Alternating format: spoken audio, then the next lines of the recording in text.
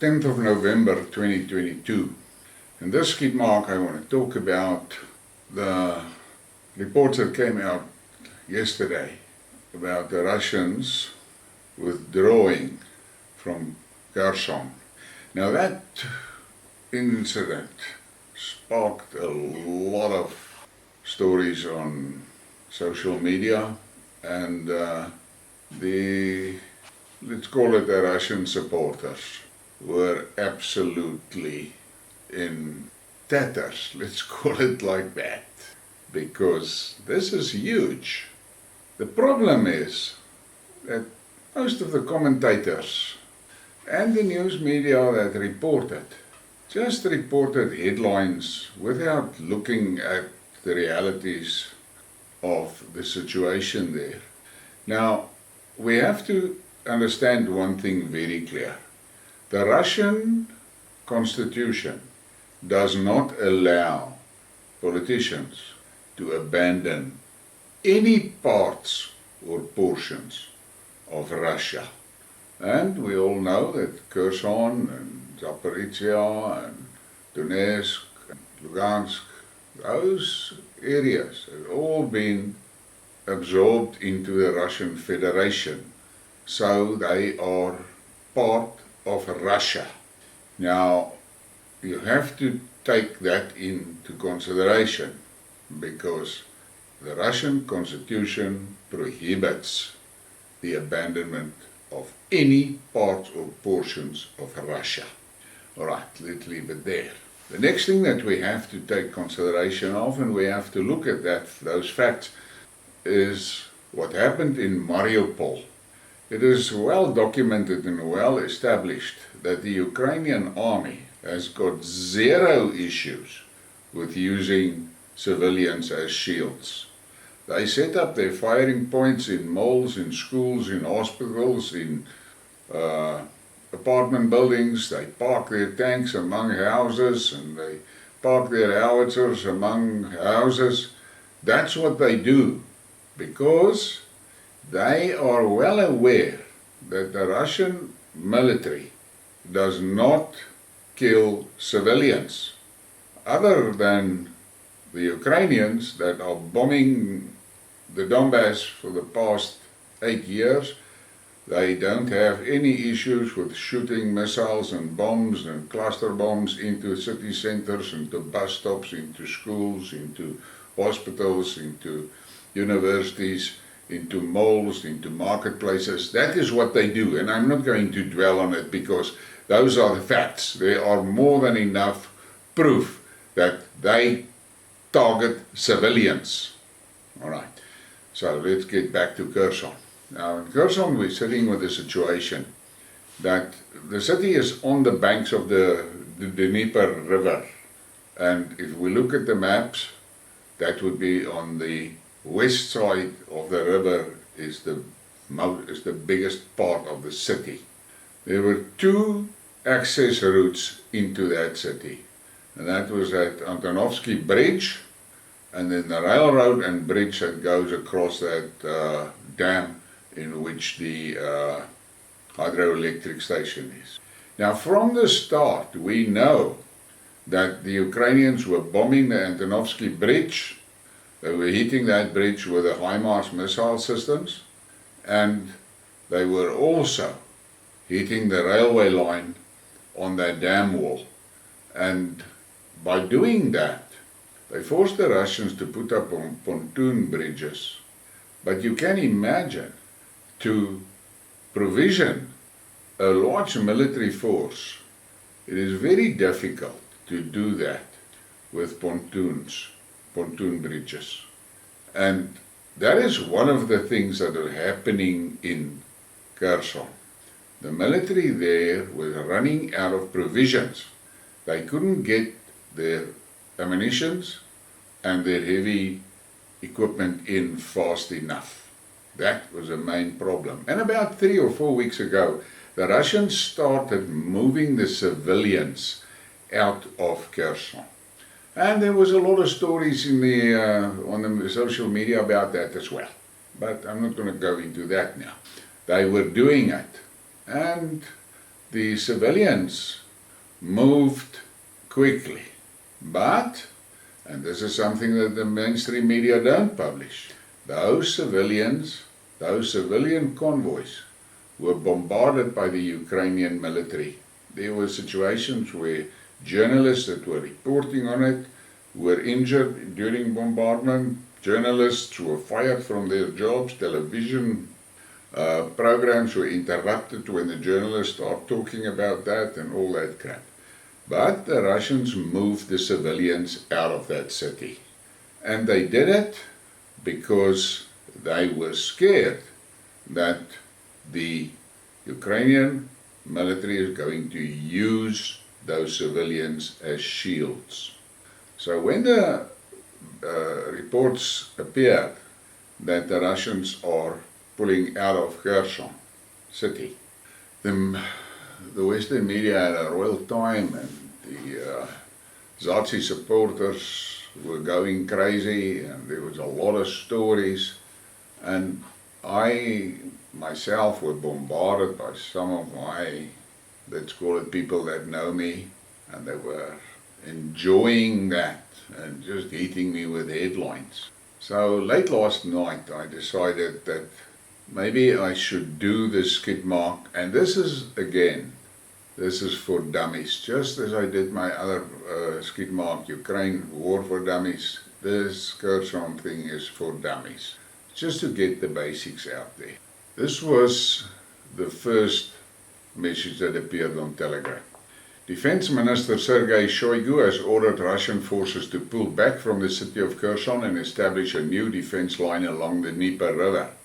The minister made the decision on Wednesday following the report by Army General Sergei Zurovikin, the commander of the country's military operation in Ukraine. One of the stated goals is to assume better positions and save the lives of soldiers and civilians. Here are the key points of Zurovikin's televised speech to top military brass on the latest developments in the conflict. Kiev's forces are targeting civilians. Ukrainian troops have been launching indiscriminate strikes against the city of Kherson, hitting schools and hospitals in particular, Zurovikin said during his remarks on Wednesday. People's lives are in constant danger due to the shelling, he emphasized. Humanitarian aid centers and routes used by civilians for relocation across the Dnieper River are being struck as well, the general added. Reasons for the pullout. Continued Ukrainian missile strikes on the Kakhovka hydroelectric dam located near Kherson also pose a serious risk to both the military and civilians on the right bank of the Dnieper. According to Zurovikin, the dam has already been damaged, and Ukrainian attacks and another devastating blow could lead to large areas being flooded. It would also lead to massive civilian casualties and leave the Russian troops in the area cut off from the rest of the forces, the general argued as he suggested a pullout. Shoigu said he agreed with Zurovikin's arguments and ordered a regrouping of forces to the left bank of the Dnieper. Russian and Ukrainian losses. Ukrainian troops have suffered heavy losses in their attacks in the recent months, according to Zurovikin. Kiev's forces are estimated to have lost more than 12,000 soldiers in October alone, along with more than 200 tanks and 800 other armored vehicles, as well as 18 combat planes. The general said the Russian losses were 7 to 8 times lower between August and October. Ukrainian attacks in Kherson region alone cost Kiev more than 9,500 casualties. Relocation of civilians from Kherson. Russian forces have helped all civilians willing to leave the city of Kherson to relocate to the left bank of the Dnieper. The general said more than 115,000 people had moved out of the city in recent weeks. We have done everything possible to ensure their safety, Zurovikin said, adding that some civilians had moved to Crimea. Situation on the front lines. Russian troops have managed to stabilize the situation on the front lines despite the continued Ukrainian attacks, Zurovikin said. The general also stated that the partial mobilization carried out in Russia between late September and early November allowed Russian forces to build up reserves and greatly enhance combat capabilities. Troops that will be pulled out from the right bank of the Dnieper could also be sent to support offensive operations in other parts of the front. And then there was this, it's a bullet point thing, and I'm putting it up just so that you have a little bit more information. The situation in the area of special operations has been generally stabilized. The combat capabilities of the joint group and forces have increased significantly. The combat strength has been increased at the expense of the mobilized reserves have been created. Russian troops have resumed offensive operations in certain areas. Street fighting is underway on the eastern outskirts of Artemovsk, and the situation in Kherson direction, we successfully resist all enemy offensive attempts. Our losses are 7 to 8 times less than those of the enemy. In the areas of Vermansky Ledge, the units pushed the enemy back and occupied the dominant heights in the depth of this defense. The city of Kherson and adjacent settlements cannot be supplied and function. Everyone in the Kherson region, and this is more than 115,000 people, left the area of hostilities. And then later last night, I saw this post from Kadyrov. Now, Kadyrov is the guy in charge of the Chechen forces, and he is a very outspoken guy. And he has criticized the Russian military command previously big time, and he doesn't pull punches. And this is what he posted on Telegram. Kherson is a very difficult area without the possibility of a stable, regular supply of ammunition and the formation of a strong, reliable rear. In this difficult situation, the general acted wisely and far-sightedly. He evacuated the civilian population and ordered a regrouping. There is no need to talk about the surrender of Kherson. Surrender together with the fighters. Surovikin protects the soldiers and takes a more advantageous strategic position, convenient and safe. Everyone knew that the very first days of the special operation, the Kherson was a difficult combat territory. The soldiers of my units also reported that it was very difficult to fight in this area. Yes, it can be kept. It is possible to organize at least some supply of ammunition, but the cost will be numerous human lives. I believe that Surovikin acted like a real military general, not afraid of criticism.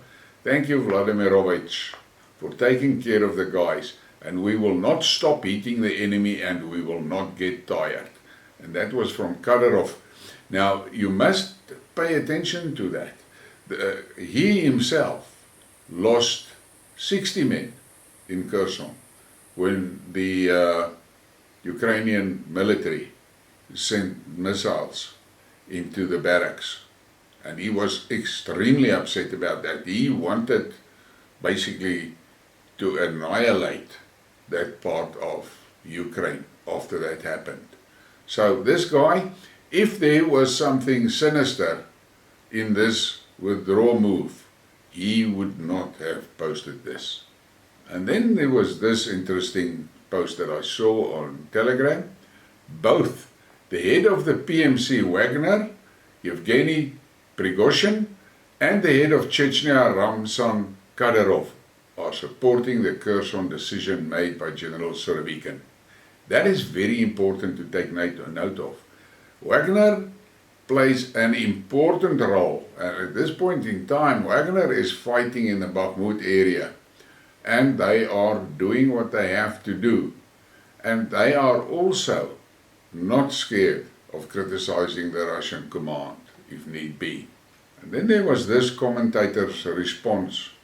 It is Yuri Podolaika on the situation on the fronts. It's very difficult to fight across the Dnieper. The main battles will now fall on the section from Ugledar to Sabatov. The front of active hostilities will be reduced. Both we and the enemy will transfer their troops. Our weak point is that the armed forces of Ukraine operate on domestic operational lines. It will take a week for the Ukrainians to transfer troops from Kharkov to Kherson. We need 3 to 4 weeks for this. Maneuvering the enemy also always has an advantage. If we stabilize Kherson along the left bank, the advantage in communications will go away. Now we are surrendering the city, but we are getting the opportunity for new strikes this winter. Artillery and drones will continue to operate. There is no point in aviation in passive sections. And that is important to take note of that. And then there was another commentator that said this: if Ukraine managed to break the Kakhovka Dam, Kherson would be flooded. They have already managed to damage this dam. The Russians staying there would have been cut off and slaughtered. This is a tactical retreat. No point putting 20,000 Russian soldiers in a weak position to please YouTubers, Twitters, and Telegrammers. This was a wise decision.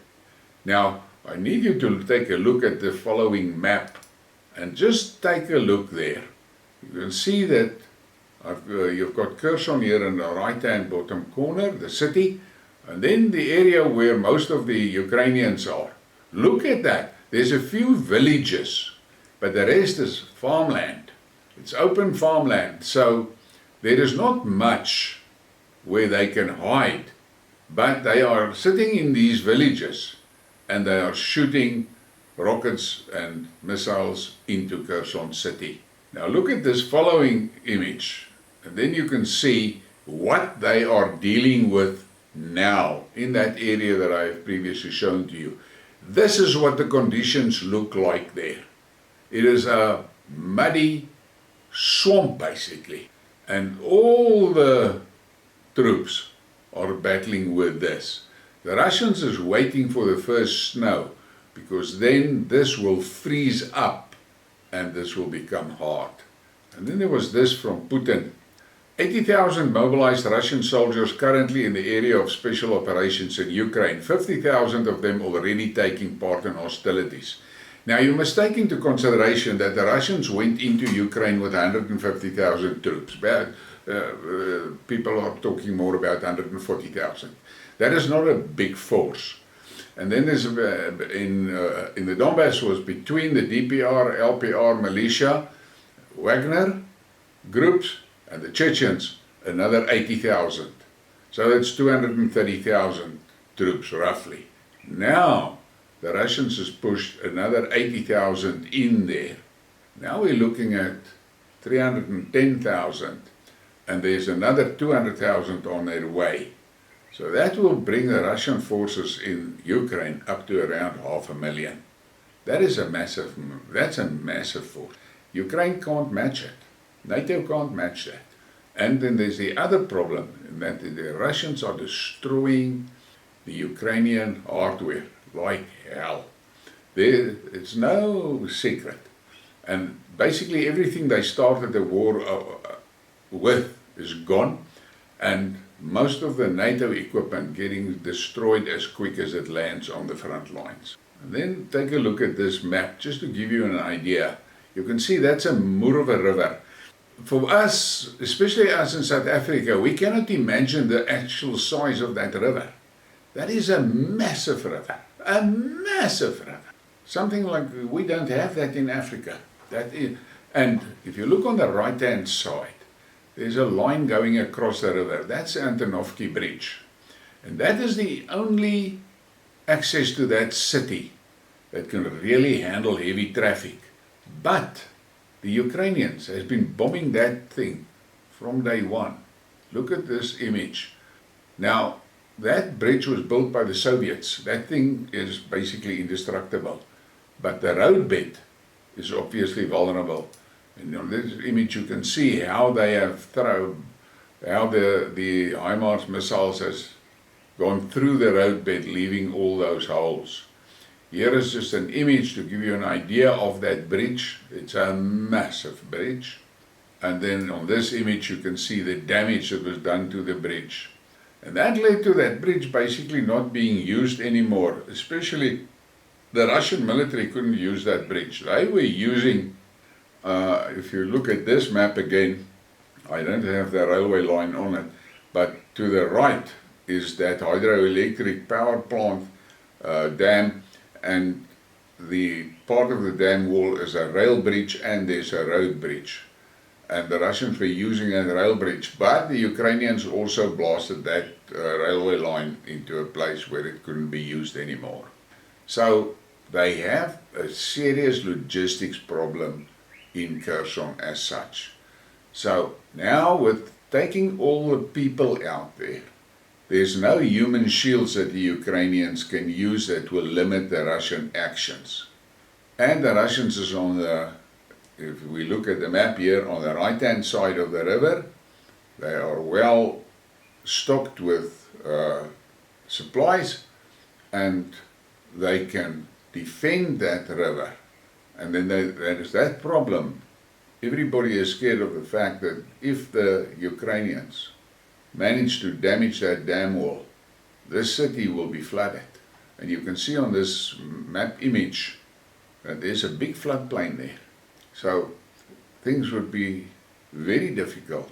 And their biggest fear was they have soldiers in Kherson city and the dam will break. That will mean that those soldiers there will be cut off and the Ukrainians will slaughter them. So all in all, it was a wise move from the Russian command to do what they did. And I have read a lot of other articles later last night and during the day today. The Russian artillery and the Air Force and the drones and things are still working on the Ukrainians on the other side of that city. And when you look at this map here, I've got 4 red dots on it. Now the one here, the second one from the right, that's Kherson, and then you've got Mykolaiv, and then on the left you've got Odessa. And that one on the right is at that nuclear plant. So, all in all, you have, not the nuclear plant, sorry, the hydroelectric station. There is reasons why the Russian command decided to evacuate that city. But it's making the Ukrainian forces sitting ducks now.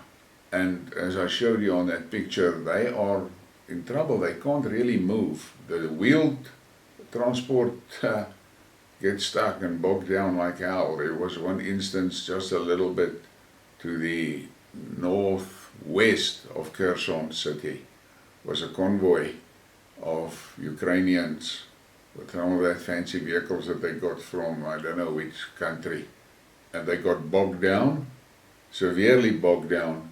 And the Russian artillery just took them off like sitting ducks in a shooting gallery. So all in all, I don't think there's any reason to really panic and now say Russia has lost. Because as I said in the beginning, the Russian constitution forbids the abandonment of any part or portion of Russia. If you differ from me, I have no problem with that.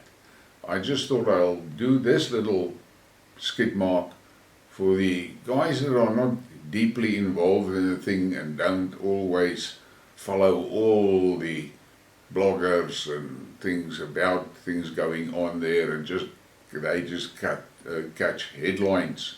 If you look at this and you listen to what I said, and you can stop the thing and read all those things. I have showed you all the material that I've used, and look at it and think and form your own opinion and use your brain. Think what you would have done if you were the general in command of that situation there.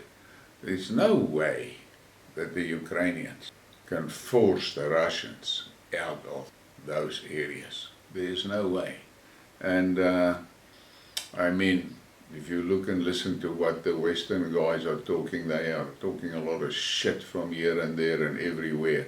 But the fact of the matter is, they are also not willing to push in thousands of their troops. And you must take in consideration, especially in this Kherson area, there's a lot of troops there, mercenaries. There's a hell of a lot that Polish soldiers there, Canadians, English, and American, and French troops. And there has been a lot of clashes between those mercenaries and the Ukrainian army. There were places, stages and incidents where the mercenaries actually killed the Ukrainian soldiers because they refused to take command and go into become cannon fodder.